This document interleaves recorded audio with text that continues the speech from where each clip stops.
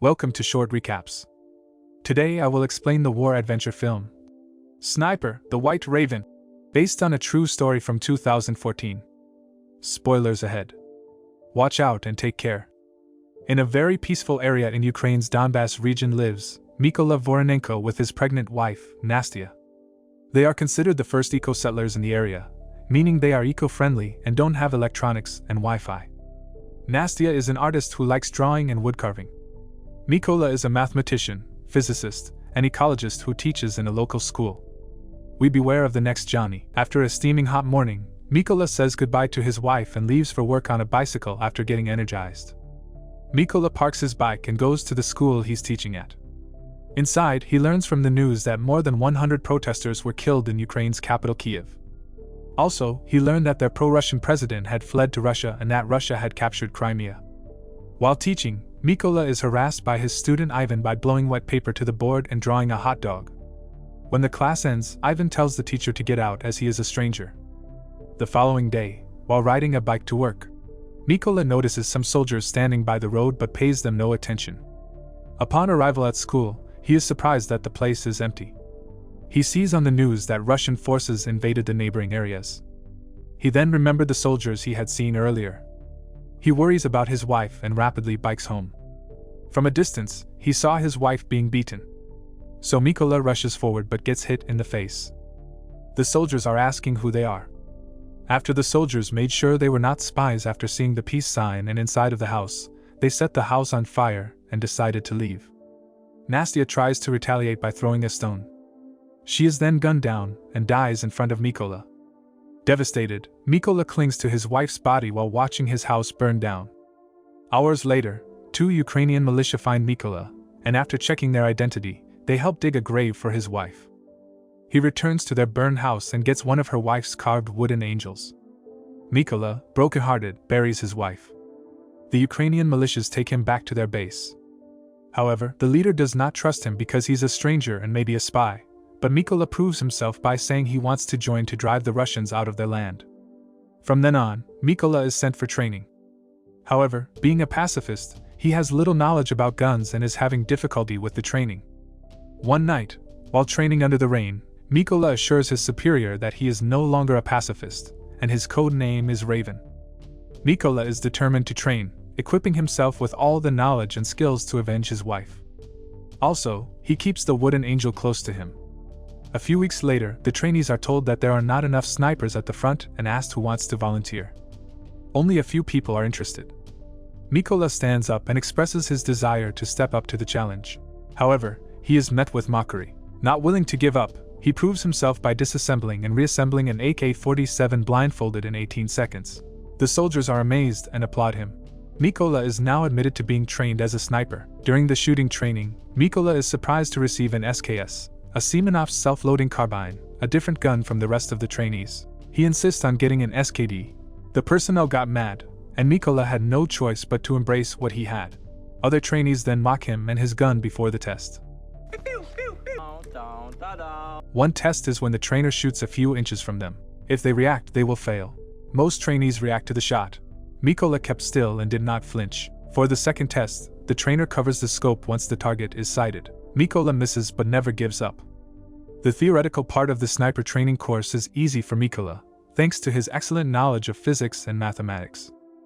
Mykola impresses the captain as he can do calculations on his head faster than the instructor and other trainees. The training continues. The captain shoots a flare, and some trainees hit the target. However, Mykola does not shoot yet. He uses light to calculate the distance.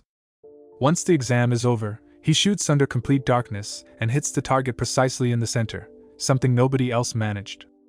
Mykola passes the sniper's training with the highest score and is assigned to the first-class unit. One day, Mykola is told by the captain to pack his things. He is part of a team of snipers that must free a vital checkpoint captured by the Russians. The team sneaks into position. Each sniper has its target. When they are about to shoot, a civilian car approaches the checkpoint. The captain stops them from shooting. Russian soldiers order the couple to come out and hand in their passports. The soldier kept the man's passport. The guy tries to get his passport, so the Russian soldier restrained the couple. The girl is slapped, and the guy tries to get to his girl, resulting in a commotion. The captain gives them the signal to shoot. All the Russians are then killed, including the one Russian soldier who tries to use the girl as a hostage. The mission is a success, and the team hangs the Ukrainian flag at the checkpoint. When they return to base, Mykola looks for his fellow trainees and learns they have left on a different mission. He uses this moment of downtime to visit the school he used to work at, finding himself deeply moved by the lonely sight of the dusty classrooms. Later on, Mykola is hit by the most challenging news. He finds out that one of them is brutally killed by a sniper. For the next mission, Mykola's team hides a bunch of explosives in trees, and the trigger is concealed with a leaf before they hide in the grass while waiting for their enemy to show up. When the Russian soldiers appear as anticipated, Mykola is surprised to see his former student with them.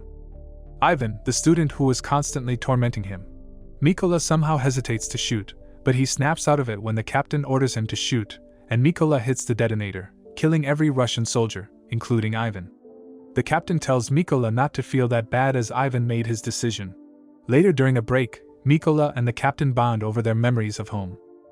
The captain carries with him a picture of his family, and explains he has an agreement with his wife not to tell his daughters the nature of his job, so they think he is away on a business trip. The captain sees the crucifix he's been carrying. He asks if it's an amulet.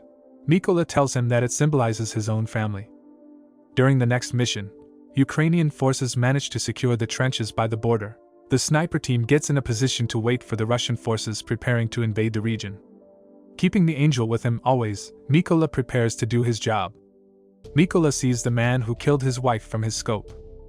Desperate for revenge, he keeps asking for permission to shoot, and the captain turns him down every time.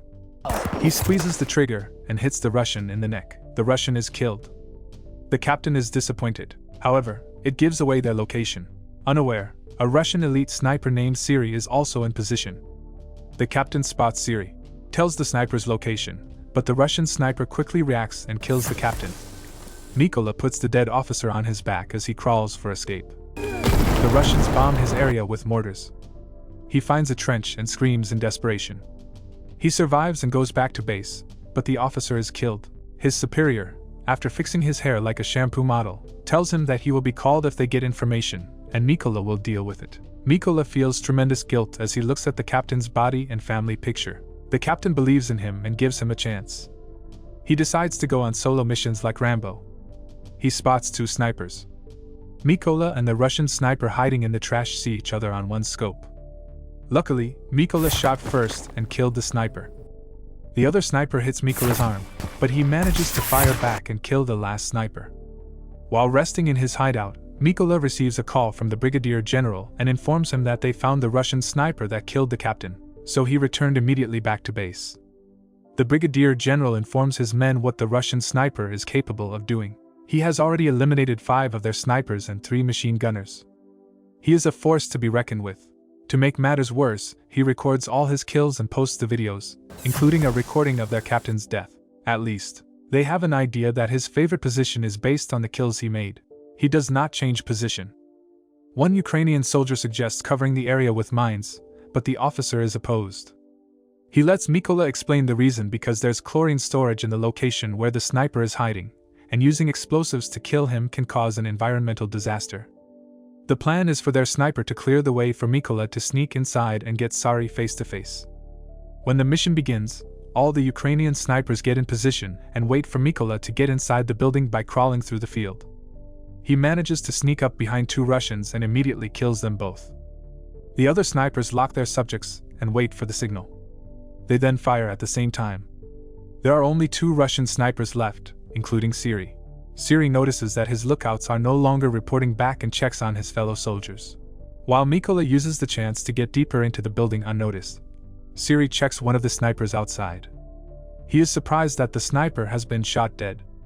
He calls for backup and is told to wait 10 minutes for the team to arrive. Siri then told the other soldier to keep watch. Siri goes back to position and fixates his eye back on his scope. He notices a wooden angel near him. Before he can react, Mykola jumps on his back like he's from Assassin's Creed and stabs him in the neck. The other sniper then goes back to his post. When he does, a grenade rolls into his area. With a surprised Pikachu face, the grenade detonates, and he is also killed. Then the backup that Sari called for arrives at the area. So Mykola uses Sari's radio to tell the new soldiers that they would pay for what they did. As soon as the Russian truck parks, the Ukrainian soldiers open fire on it, eliminating all the targets in seconds. Now that Mykola has avenged his wife, friend, and captain, he decides to take a break and go back home to visit Nastia's grave, fixing the fallen cross.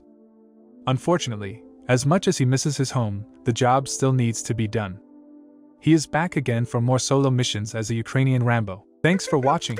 Subscribe for more videos like this and help the channel grow.